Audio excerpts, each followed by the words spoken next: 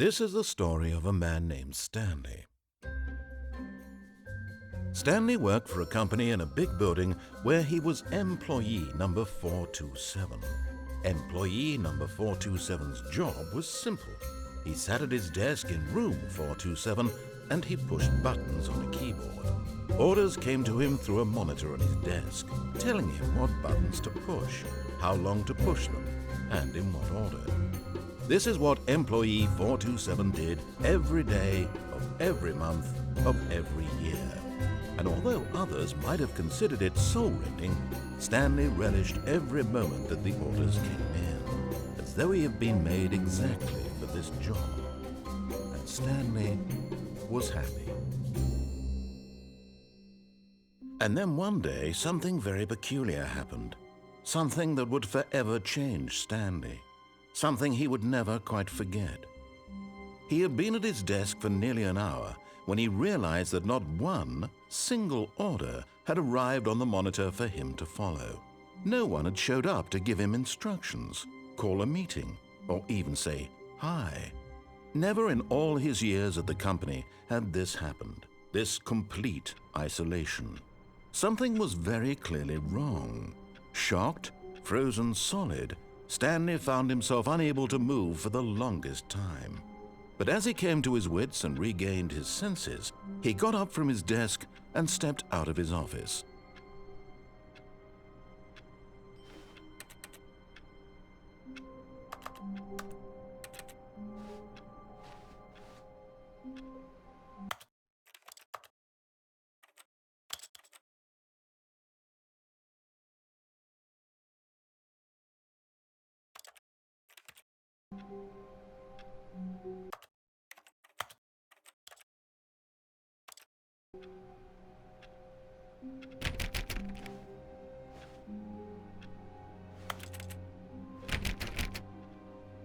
All of his co-workers were gone. What could it mean? Stanley decided to go to the meeting room. Perhaps he had simply missed a memo.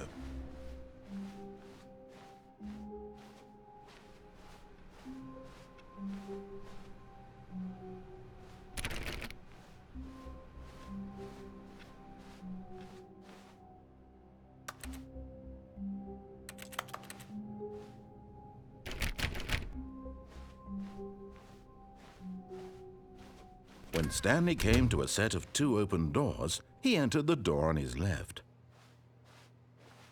This was not the correct way to the meeting room, and Stanley knew it perfectly well. Perhaps he wanted to stop by the employee lounge first, just to admire it. Ah, yes, truly a room worth admiring. It had really been worth the detour after all, just to spend a few moments here in this immaculate, beautifully constructed room. Stanley simply stood here, drinking it all in. But eager to get back to business, Stanley took the first open door on his left. Stanley was so bad at following directions, it's incredible he wasn't fired years ago.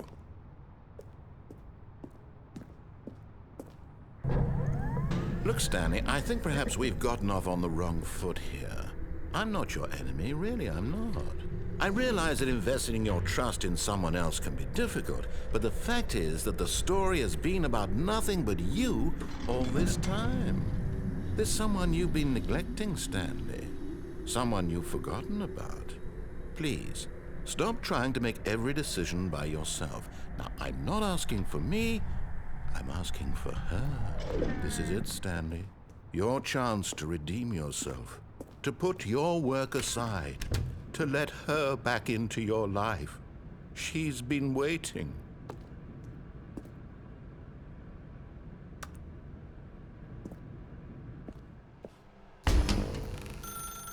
That's her, Stanley.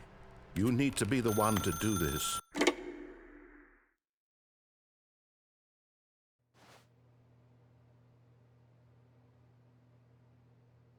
Oh, Stanley, is that you? Hold on, sweetie. Sorry to keep you waiting. I'm just pulling the bread out of the oven. All right. Okay, there we go. All right, now, I want you to come in and tell me all about your day. Gotcha. Oh, come on. Did you actually think you had a loving wife who'd want to commit their life to you? I'm trying to make a point here, Stanley.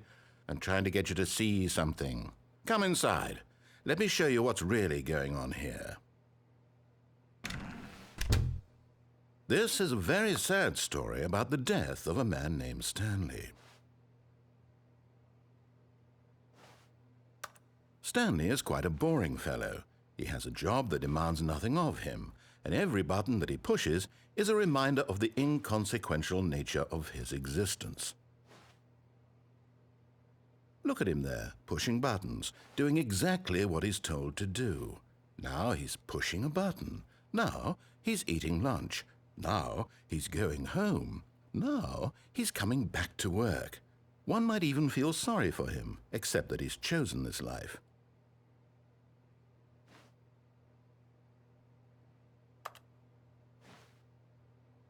But in his mind, he can go on fantastic adventures. From behind his desk, Stanley dreamed of wild expeditions into the unknown, fantastic discoveries of new lands. It was wonderful, and each day that he returned to work was a reminder that none of it would ever happen to him.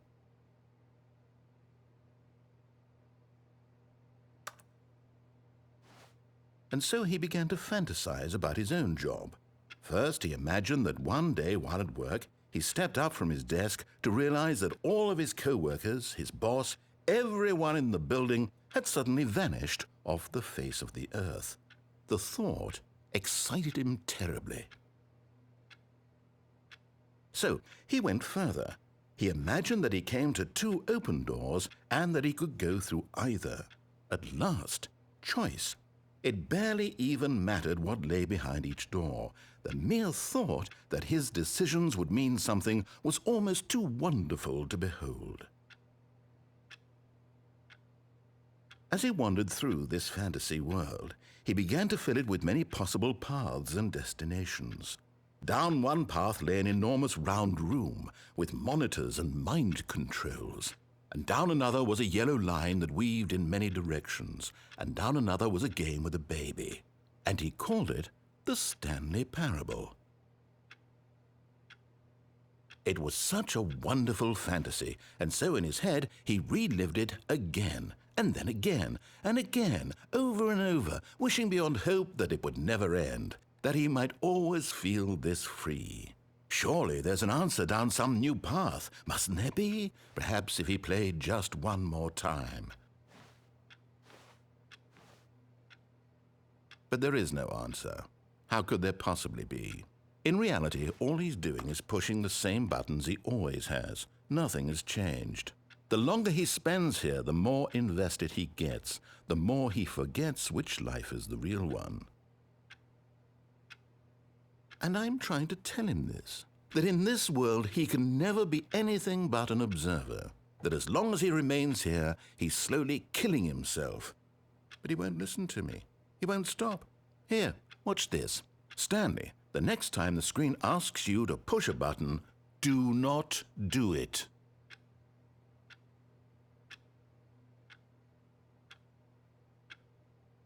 You see? Can he just not hear me? How can I tell him in a way that he'll understand that every second he remains here, he's electing to kill himself? How can I get him to see what I see? How can I make him look at himself? I suppose I can't, not in the way I want him to. But I don't make the rules. I simply play to my intended purpose, the same as Stanley. We're not so different, I suppose. I'll try once more to convey all this to him. I'm compelled to. I must. Perhaps, well, maybe this time he'll see. Maybe this time. And I tried again, and Stanley pushed a button. And I tried again, and Stanley pushed a button. And I tried.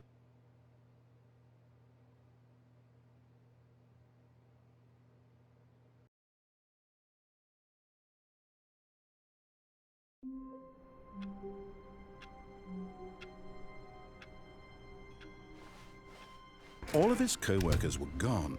What could it mean? Stanley decided to go to the meeting room. Perhaps he had simply missed a memo.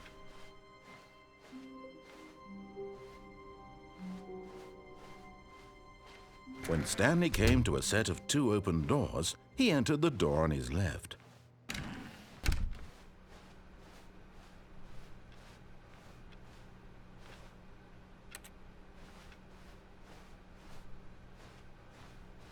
Yet there was not a single person here either. Feeling a wave of disbelief, Stanley decided to go up to his boss's office, hoping he might find an answer there.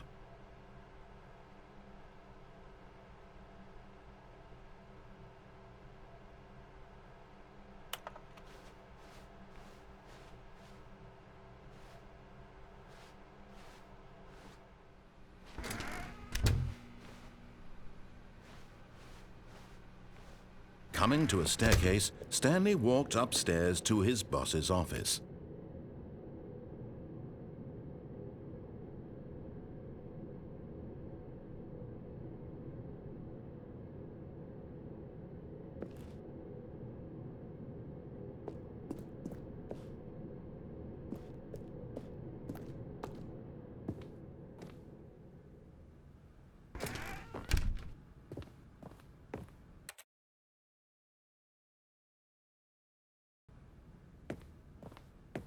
Stepping into his manager's office, Stanley was once again stunned to discover not an indication of any human life. Shocked, unraveled, Stanley wondered in disbelief who orchestrated this, what dark secret was being held from him. What he could not have known was that the keypad behind the boss's desk guarded the terrible truth that his boss had been keeping from him, and so the boss had assigned it an extra secret PIN number, 2845. But of course, Stanley couldn't possibly have known this.